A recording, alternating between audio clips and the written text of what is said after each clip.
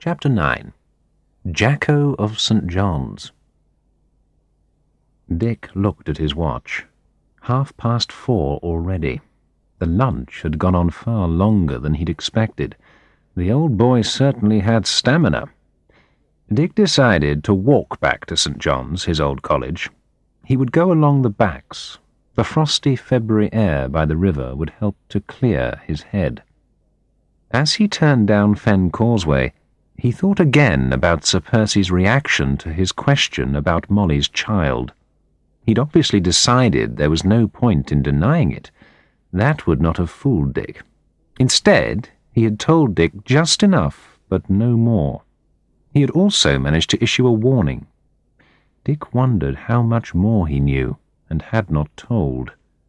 He crossed Silver Street and made his way along the backs. King's College Chapel was romantically veiled in the early evening mist, with frost on the lawns sloping down to the river. A perfect tourist picture postcard. He entered St. John's College by the rear gate, crossed the Pepys Bridge, and made his way to the guest rooms in Chapel Court. One of the privileges of membership of a Cambridge college was the right to a few nights' free accommodation every year in the college guest rooms. Dick had never used this privilege before, but he was glad of it now.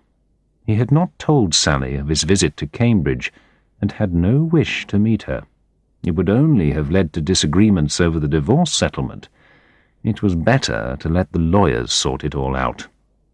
He took a shower, then relaxed in the battered but comfortable armchair in his room. He felt that he needed to think things through, to somehow organize what he had discovered so far so that he could make sense of it. He knew for sure now that Vish and Molly had had some sort of special relationship with Keith Lennox in Delhi. The three of them had plotted to get rid of Dick and then Nagarajan. Earlier, Dick had found out about Vish's crooked schemes and tried to have him dismissed. He had failed because Lennox had forbidden him to act against Vish. Why? Dick had only survived for a few months longer in the Madras factory, and he had been harassed with poisoned pen letters and the death threat. But it was only when he had begun investigating the big Hosur factory contract that he had been sent on early retirement. What was the connection? And where did Molly's son John fit in? Who was his father? Was this the key to the whole affair? Dick determined to speak to his old tutor, Sir Jeremy Jackson, the retired professor of comparative philology. Jacko, as he was affectionately known by everyone in the college, was a famous eccentric. Some people even considered him to be mad. But he had been a fellow of the college for over 40 years and was a part of the place. And he knew the undergraduates personally. Unlike many professors, he spent a lot of time just chatting to students. He would certainly remember John Verghese. Dick called the steward's office and booked himself for dinner at high table the next day. Jacko was bound to be there. He never missed his 3 free meals a day. Dick had eaten too much for lunch. He did not feel like going out into the cold night and sitting alone in some anonymous restaurant. He read for a while, then went to bed. It was only 9:30. As he turned out the light, the thought of Lakshmi flashed through his mind. He wondered how she was coping with her father. Though it was ridiculous, he had met her only once. He found himself missing her. He told himself not to be a fool, and went to sleep. He woke at 6 in the morning. The courtyard below was dark, but filled with thick, milky fog. The windows were covered with patterns of frost. Distant footsteps echoed strangely on the cobblestones in the courtyard. He wrapped himself tighter in the bedclothes, and slept again until 7. He spent a lazy day.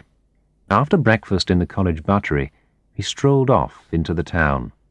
He browsed in the bookshops and bought a couple of collections of short stories for Lakshmi. He lunched at the riverside restaurant, overlooking the fateful place where he had fallen into the river. He wondered if his keys were still buried somewhere in the sticky black mud. In the afternoon, he went to a film at the Art Cinema. one of the places he used to go as a student. It was called Wolf, and starred Jack Nicholson as a man who turns into a werewolf. It was oddly disturbing, and he looked around at the audience in the cinema, almost expecting to see human wolves. After dressing for dinner, he walked across to the senior common room for sherry. A handful of professors and guests were already there. He helped himself to a glass of college sherry and went to check the list of those dining that evening. Sure enough, Jacko's name was there. He recognized very few of the other names, except the master's.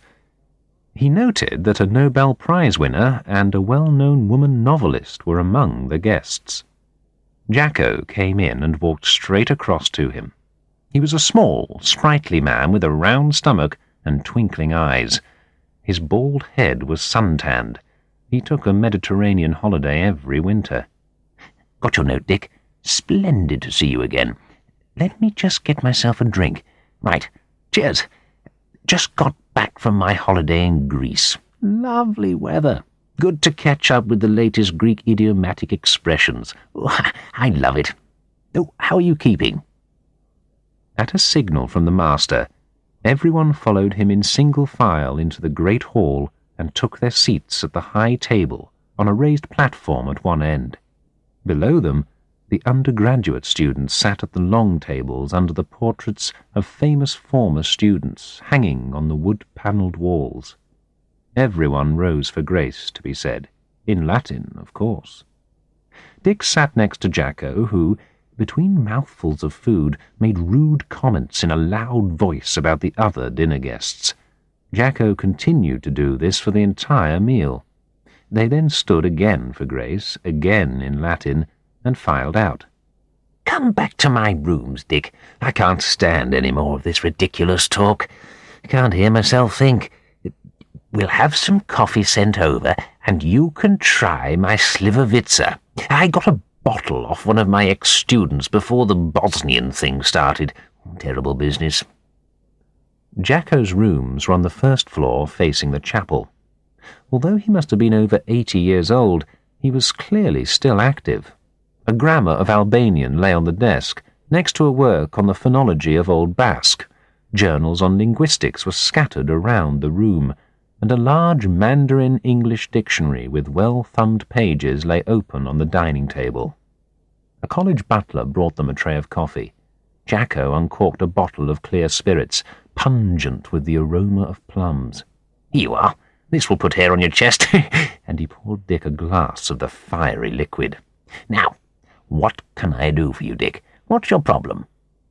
Dick explained that he had some friends in India who were anxious to contact a student who had been at St. John's until recently. It was not quite the truth, but it was not a complete lie either. Jacko remembered the name immediately. "John Vergis. Of course I know who you mean. A very nice chap. Anglo-Indian. Very intelligent. He got a first-class degree in economics last year. I have to admit that he was a bit of a disappointment to me, though. I'd been hoping to use him as an informant on Malayalam. Very interesting language, Malayalam. Spoken in Kerala, you know. Fascinating place. I went there many years ago when I was learning the language myself. Tamil, Telugu, Kannada, and Malayalam. Wonderful languages, you know, all as ancient as they come, pushed down to the tip of the subcontinent by those terrible Aryans. I'd been hoping he could help me with translations I've been doing of some ancient texts. Not a bit of it. The fellow didn't speak a word of his mother's language. In fact, the poor chap had never set foot in India. Completely English. Terrible thing. Mind you, it happens all the time now. I get Arab students who can't read classical Arabic, Chinese students who can't write proper characters, only these miserable simplified things old Mao brought in, and Indian students who don't know a thing about Sanskrit. I don't know what the world's coming to." Do you happen to know what happened to him after he went down from the university? He went into a bank in London, I think. We can easily check up on it tomorrow morning. Old Briggs was his tutor. Not a bad fellow, Briggs. He has a weakness for his colleagues' wives, but nobody's perfect. He's a good scholar in his way. He'll have Vergis's address, I've no doubt. I can't disturb him this evening, though. He has a regular lady visitor on Thursdays, I believe. Next morning, he called on Jacko again after breakfast. He learnt that John Vergis had taken up a job as a trainee at a well-known bank in the city. Jacko handed him the address and a contact telephone number. There. Do give the boy my best regards if you look him up. Oh, and, by the way, if you happen to be in Mysore next time you go to India, do look up old Aranganayagam at the Institute of Indian Languages. He's a wonderful old rogue, terrible womanizer, or you'd enjoy him. Tell him he still owes me that article. He'll know which one I mean. Dick took an afternoon train to London. The train broke down at Stevenage and finally crawled into King's Cross an hour and a half late. It was now the rush hour. To avoid the crowds, Dick had an early dinner at a Greek restaurant in Victoria. He got back to Hove at 10 in the evening. There was a pile of junk mail in his mailbox, and one letter from his solicitor setting out details of the proposed divorce settlement. He put it to one side and went straight to bed.